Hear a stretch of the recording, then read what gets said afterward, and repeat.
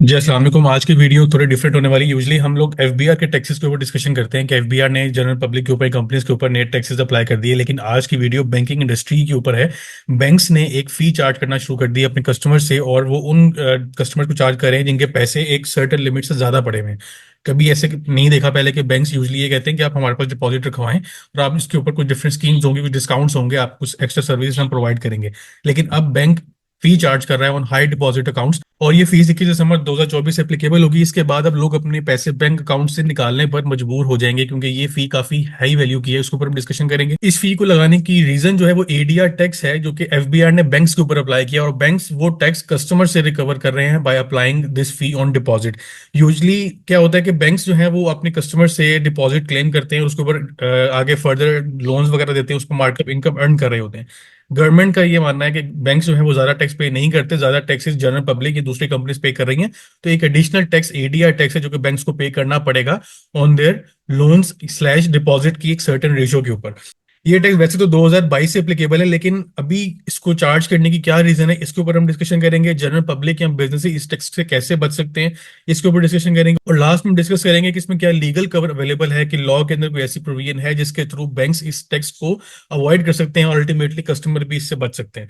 सबसे पहले मैं देखते हैं कि एडीआर टैक्स क्या होता है जो बैंक्स के ऊपर चार्ज किया जा रहा है एफबीआर की तरफ से। एडीआर टैक्स बेसिकली एक रेशियो है जिसमें टोटल एडवांसेस या टोटल लोन जो बैंक ने अपने कस्टमर्स को दिए उसको वो डिवाइड करते हैं total deposits held in bank account. जितने पैसे लोगों ने बैंक में रखे हुए हैं वो डिनोमिनेटर में आएगा उस फॉर्मूले के अंदर, और ऊपर न्यूमिनेटर के अंदर आपका जो ऊपर वाली वैल्यू होगी फॉर्मूले की, वो लोन्स होंगे या कस्टमर को जो पैसे एडवांस दिए हुए बैंक ने, इन दोनों की रेशियो निकलती है। वो निकलती है एडवांसेस टू डिपॉजिट रेशियो, जिसको एडीआर का नाम दिया गया है। अब अगर किसी बैंक की एडीआर लेस देन 40% है तो एफबीआर कह रहा है कि उस बैंक ने 16% का एडिशनल टैक्स पे करना है। अगर एडीआर की रेशियो 40% और 50% के दरमियान में फॉल कर रही है तो बैंक्स पे 10% एडिशनल टैक्स पे करेंगे। और अगर एडीआर की रेशियो 50% से ज्यादा है तो फिर कोई बैंक्स एडिशनल टैक्स पे नहीं करेंगे। अब एडीआर की इस रेशियो के ऊपर टैक्स लगाने का मकसद ये है कि जब आपकी एडीआर रेशियो 50% से ज्यादा होगी, इसका मतलब ये होगा कि कंपनी ने, बैंक ने ज्यादा पैसे लोगों को एडवांस के तौर पे दिए हुए, लोन दिया हुआ है इकोनॉमी के अंदर, बिजनेस के लिए लोगों ने पैसे अप्लाई किए, पर्सनल नीड्स के लिए अप्लाई किए, तो इकोनॉमी के अंदर कैश मूव हो रहा है। तो इस वजह से बैंक के ऊपर एक्स्ट्रा टैक्स अप्लाई नहीं हो। अब अगर इसके ऊपर हम बैंक्स का एक एनालिसिस देखें, जो कि 30 सितंबर 2024 की जो फाइनेंशियल अवेलेबल हुए हैं बैंक की वेबसाइट पे, उसका एक स्नैपशॉट है। इसमें सबसे ज्यादा जो रेशियो जिस बैंक की है वो सांबा बैंक है, जिसकी 58% रेशियो है, इसके ऊपर टैक्स अप्लाई नहीं हुआ।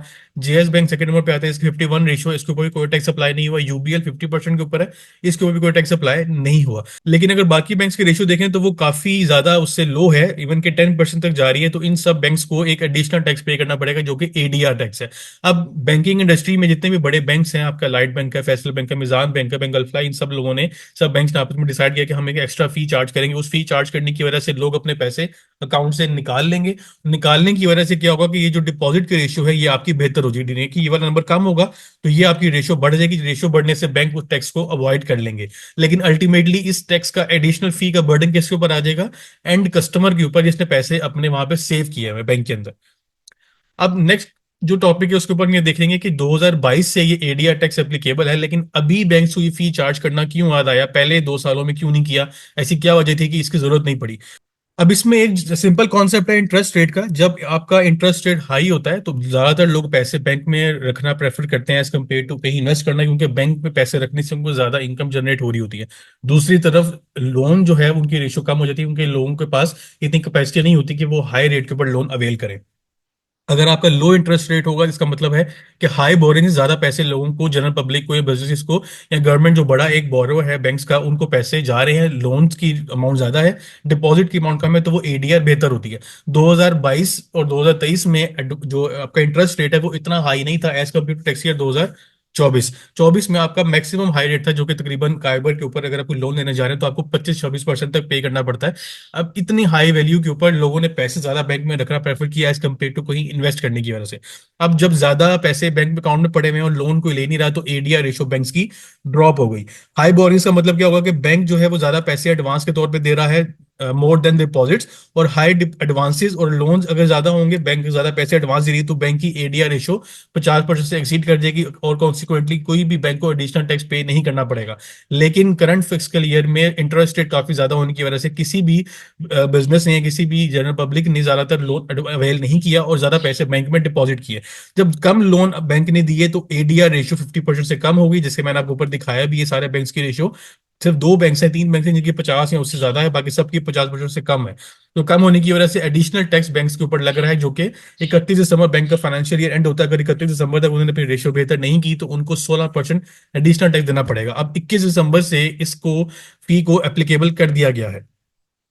अब हम ये देख लेते हैं कि जो फी की रेशियो क्या है जो बैंक्स ने अप्लाई कर दी है ऑन हाई डिपॉजिट्स। अब जो वैल्यू है डिपॉजिट की वो डिफरेंट बैंक्स के ऊपर वेरी करी। मेरे पास अभी जो डाटा अवेलेबल है वो इन कुछ 5-6 बैंक्स हैं जो पाकिस्तान के बड़े बैंक हैं जिन्होंने टैक्स अप्लाई किया है। एक लिमिट लगा दी है, बैंक कल्फिला ने 5 बिलियन की लिमिट लगाई है। अगर आप अकाउंट में 5 बिलियन पड़े हैं, एचबीएल की भी 5 बिलियन की लिमिट है, बैंक ऑफ पंजाब में 3 बिलियन की लिमिट लगाई है, मिजान बैंक जो कि इस्लामिक बैंक का पाकिस्तान का सबसे बड़ा, उसमें 1 बिलियन की लिमिट है, और एमसीबी 3 है, फैसल बैंक 5 है। अगर आपके इन बैंक्स में किसी में अकाउंट है तो अगर आपकी अकाउंट लिमिट इस नंबर से, इस फिगर से ज्यादा है, तो फिर आपके ऊपर ये एक्स्ट्रा फी अप्लाई होगी। वो फी कितनी है? बैंक अल्फला ने करंट अकाउंट, सेविंग अकाउंट और जो आपका फॉरेन करेंसी अकाउंट है, तीनों कैटेगरी से अकाउंट में 5% टैक्स लगा दिया है, 5% फी लगा दी है अगर आपका डिपॉजिट इस वैल्यू से इंक्रीज कर रहा है। एचबीएल ने फॉरेन करेंसी डिपॉजिट के ऊपर कम वैल्यू के ऊपर प्रॉफिट उसका फी चार्ज की, जो कि 3% है, लेकिन बाकी जो दो कैटेगरीज हैं, current account and saving account, उसके ऊपर 6% का फी चार्ज होगी 21 दिसंबर के बाद। और ये मंथली होगा कि हर मंथ के एंड के ऊपर अगर आपका बैलेंस इस अमाउंट से या इस बेंचमार्क से एक्सीड कर रहा होगा तो आपकी अकाउंट से इतने परसेंटेज की वैल्यू के पैसे निकल जाएंगे और बैंक की इनकम का पार्ट बन जाएंगे, आपको वो एक्सपेंस हिट आएगी। बैंक ऑफ पंजाब ने करंट अकाउंट के ऊपर कोई टैक्स नहीं लगाया, 0% है। सेविंग अकाउंट और फॉरेन करेंसी में 5% है। मिजान बैंक ने तीनों कैटेगरीज के अकाउंट के ऊपर, सेविंग अकाउट, करंट अकाउंट और फॉरेन करेंसी अकाउंट, तीनों में 5% का टैक्स लगाया है। एमसीबी भी सेम और फैसल बैंक भी सेम कैटेगरी में फॉल कर रहा है। तो ये एक नई एक तरह की चीज है कि बैंक्स अब कस्टमर से पैसे रखने के ऊपर पैसे चार्ज कर रहे हैं, फी चार्ज कर रहे हैं, कि वो एक तरह से इंकरेज कर रहे हैं कि लोग पैसे बैंक अकाउंट से निकालें और उसको डिफरेंट जो है वो फॉर्म्स के ऊपर इन्वेस्ट करें, कहीं कहीं भी मैनेज करें। बैंक अपने पास नहीं रखना चाह रहा। पैसे कभी भी पहले नहीं हुआ कि बैंक डिपॉजिट रखने से मना करे। बैंक उल्टा के आपको कहता है कि हम आपको एक्स्ट्रा कुछ सर्विसेज देंगे, एक्स्ट्रा डिस्काउंट देंगे, आप हमारे पास पैसे डिपॉजिट करवाएं। लेकिन अब क्योंकि एफबीआर ने इतना ज्यादा एडिशनल टैक्स लगा दिया है कि बैंक्स भी अब मजबूर हो गए इस टैक्स को अप्लाई करने के लिए, इस फीस को चार्ज करने के लिए। अब जनरल पब्लिक इस फीस से किस तरह बच सकती है, उनके पास क्या क्या रेमेडीज अवेलेबल है, वो हम देख लेते हैं। सबसे पहले आप अपने फंड्स को डिस्ट्रीब्यूट कर सकते हैं between multiple accounts below the maximum limit. आपको पता है कि आपके हर इंडिविजुअल का यूजली एक से ज्यादा बैंक्स में अकाउंट होते हैं, तो आपके अगर किसी एक अकाउंट में इस लिमिट से ज्यादा पैसे पड़े हुए हैं तो आप अपने फंड्स को इस तरह डिस्ट्रीब्यूट कर दें डिफरेंट मल्टीपल अकाउंट्स में कि आपको एक अकाउंट के ऊपर इतनी ज्यादा फी ना पे करनी पड़े। डिफरेंट मल्टीपल अकाउंट्स आप उसको फंड्स को मैनेज कर लें। इन म्यूचुअल फंड में आप इन्वेस्टमेंट कर सकते हैं, वहां पे आपके पास डिफरेंट सिक्योरिटीज होती हैं, इस्लामिक सिक्योरिटीज भी होती है, कमर्शियल सिक्योरिटीज भी होती हैं। आप वहां पे इन्वेस्ट करके अपने पैसे बैंक अकाउंट से निकालें, उल्टा वहां पे आपको भी वहां पे भी आपको इनकम जनरेट होगी और आपको एक्स्ट्रा फी भी पे नहीं करनी पड़ेगी। थर्ड जो कि लास्ट ऑप्शन है, अगर कोई ऐसा बंदा है जिसका सिर्फ एक ही अकाउंट है, उसे कोई वो म्यूचुअल फंड में इन्वेस्टमेंट नहीं करना चाह रहा, तो वो फिर क्या करे, पे ऑर्डर्स बनवा ले अपनी अमाउंट के। एक पे ऑर्डर एक तरह से डिपॉजिट नहीं होता। अगर कोई भी अकाउंट के ऊपर पे ऑर्डर जनरेट होता है और वो अपने ही नाम पे पे ऑर्डर बना लेता है अपने अकाउंट से, तो वो पैसे डिपॉजिट के अंदर कैटेगरी में फॉल नहीं करते, वो बैंक की एक सेंट्रल अकाउंट में चले जाते हैं। वहां से जब कोई दोबारा से पे ऑर्डर को क्लियरिंग में जाएगा तो वहां से पैसे निकल के डिपॉजिट अकाउंट में आ जाएंगे। लेकिन अगर पे ऑर्डर आप अपने नाम का बनवा लेंगे तो वो पैसे एक तरह से आपके सेफ भी हो गए, आपको कोई इन्वेस्ट भी नहीं करने पड़े और ना ही आपको पैसे अकाउंट से निकालने पड़े, सिर्फ एक पेपर फॉर्म के ऊपर आपके पास पैसे आ जाएंगे। इसमें कुछ लीगल कवर है जो कि एक बैंक ने अवेल किया है, जो कि अस्करी बैंक है, इस्लामाबाद हाई कोर्ट में उसने केस फाइल किया था बैंक ने इस टैक्स के अगेंस्ट। और ये कहा गया था कि ये टैक्स अगेंस्ट कॉन्स्टिट्यूशन है, कॉन्स्टिट्यूशन के अंदर आपकी बैलेंस शीट आइटम के ऊपर टैक्स अप्लाई नहीं कर सकते, और ना ही आप एफबीआर डायरेक्ट कर सकता है बैंकिंग इंडस्ट्री को कि वो टैक्स इस तरह का अप्लाई करे जिससे बैंकिंग इंडस्ट्री की जो एक डायरेक्शन है वो चेंज हो, क्योंकि डायरेक्शन चेंज होने की बात की जा रही है ना।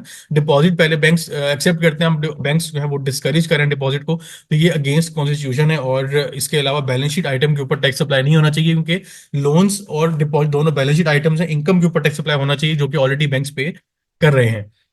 तो ये एक रिसेंट अपडेट थी रिगार्डिंग बैंक फी, जो कि अब हाई डिपॉजिट वैल्यू के जो अकाउंट्स होंगे उनके ऊपर अप्लाई होगी विद इफेक्ट फ्रॉम 21 दिसंबर।